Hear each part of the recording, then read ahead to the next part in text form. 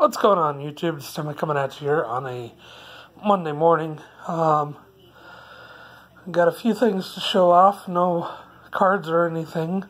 Got a couple nice in-person autographs and another item to show here that I thought was really cool. First off, a couple weeks ago, a local business owner here in town,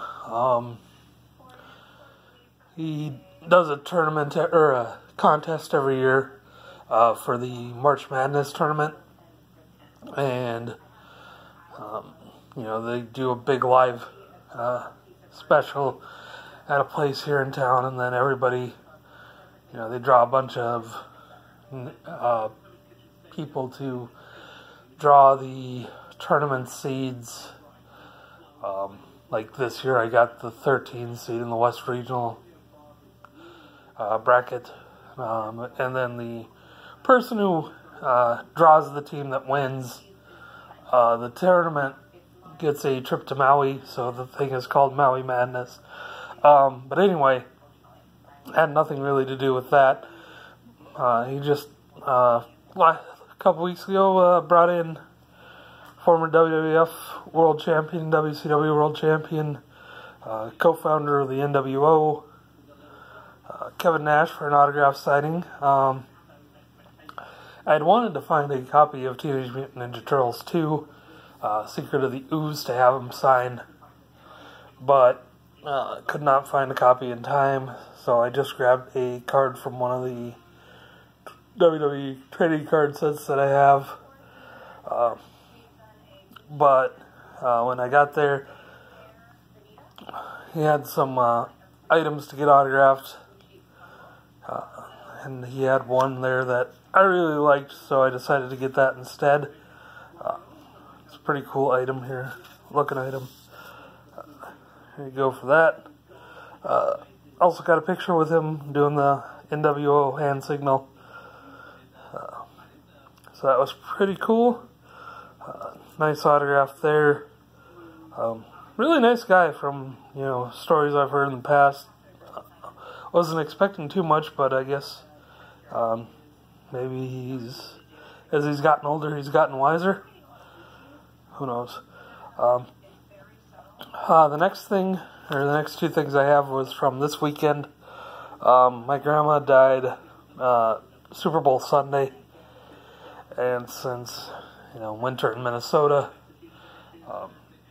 they put off having her service. They had her cremated, and then they had a service for her on Friday morning. Wasn't much of a service. It was at Fort Snelling, the military cemetery that they have there. My grandpa served in World War II, so they were putting her ashes next to his. So we only got 15 minutes, and that was it. But the other two items I wanted to show were from this weekend. This first item, my brother came home from New Hampshire to go to the funeral, and he actually lives a couple houses down out there in New Hampshire from, I want to say it's the aunt and uncle of one of my cousins, or the husband of one of my cousins,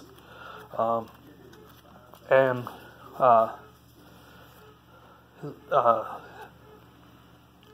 the aunt, she grew up in Minnesota, and my brother told me about this a few weeks ago and asked if I was interested, and I said, oh yeah, that would definitely be a cool item to have. So she just gave this to him to give to me, from a game she went to in 1963, the Twins program, 15 cents back then. Actually, they're free now, if you want to get a copy when you're at the game. Got Harmon Killebrew and Camille Pasquale on the cover. The official 1963 American League scorecard and program. Just flip through here. Calvin Griffith, the owner of the team at the time. Herb Carneal, who I grew up listening to. Halsey Hall and Ray Scott, WCCO Radio. The schedule, I believe this is a mid-July game against the Indians. Advertisements for ice cream, hot dogs, Schmidt beer. An article on when they were looking to expand the stadium to 50,000 seats. A couple more ads. Right up on Bernie Allen. Some more ads, including cigarettes and cigars. More hot dog advertisements. List on their minor league teams.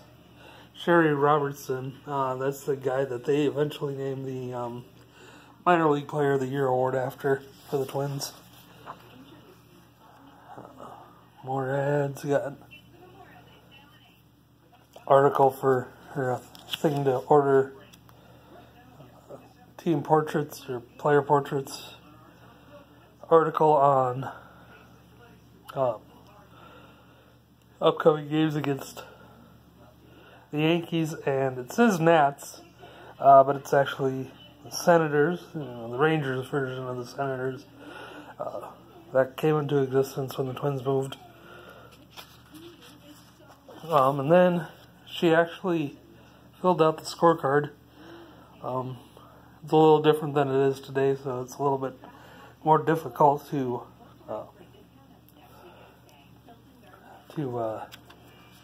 break down. So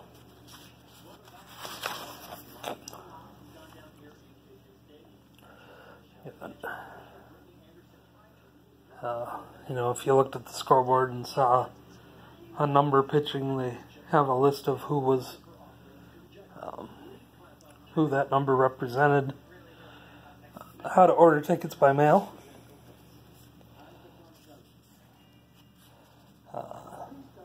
Ticket prices. Look at those great deals. Where you could get tickets if you weren't in Minnesota. Got the Twins roster. Pedro Oliva, who had made his major league debut the year before.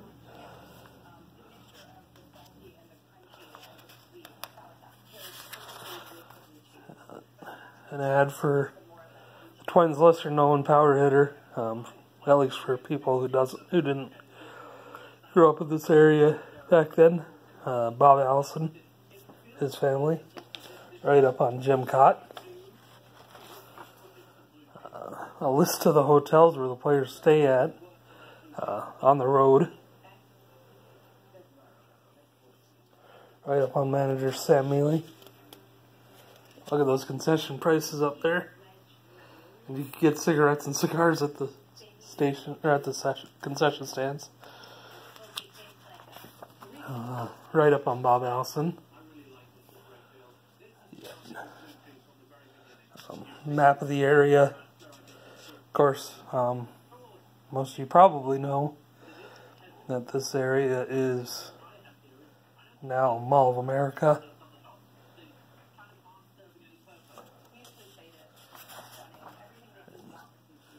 How to keep score.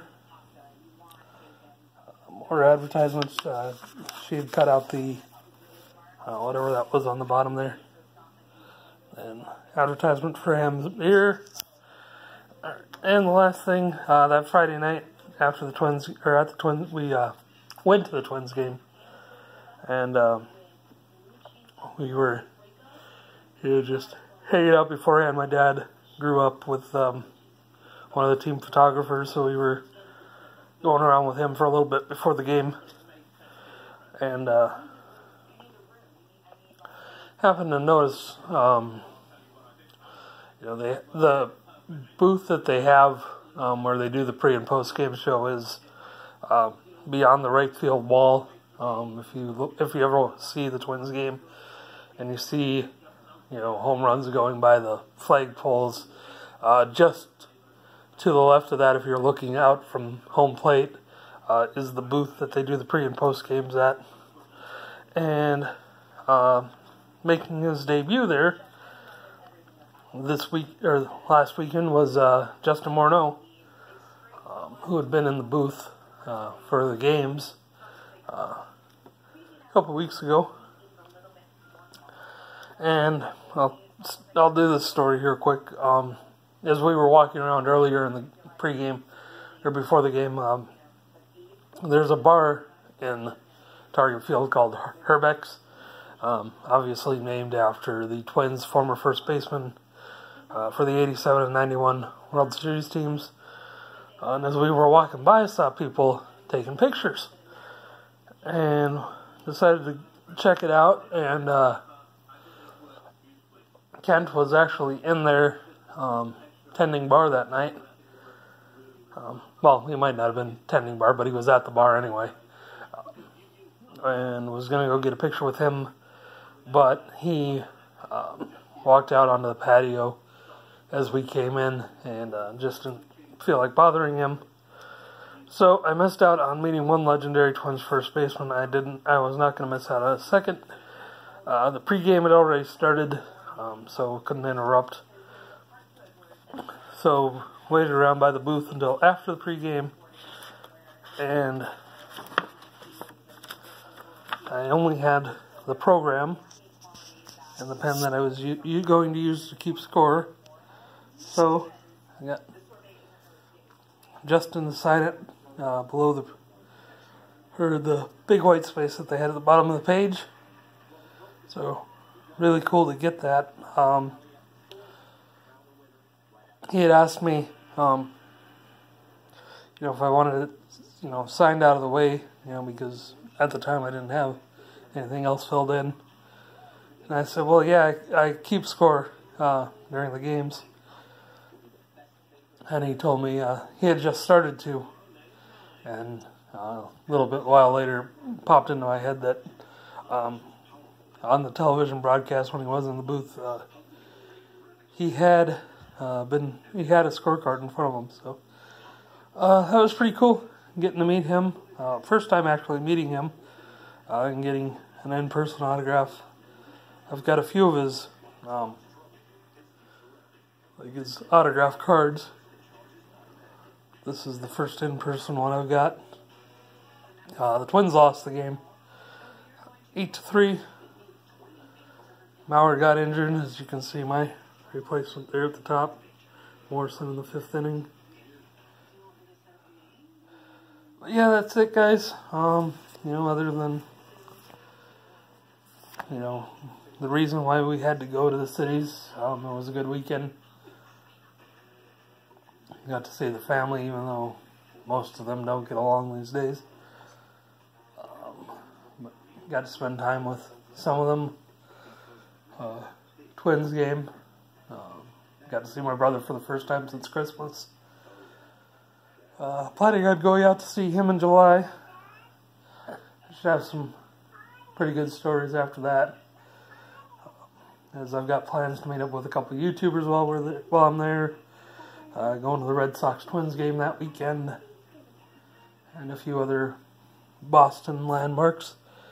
But yeah, that's it for today, guys. Thanks for watching. And remember, nothing falls but raindrops in the Twins outfield. Alright, later, guys. Thanks for watching.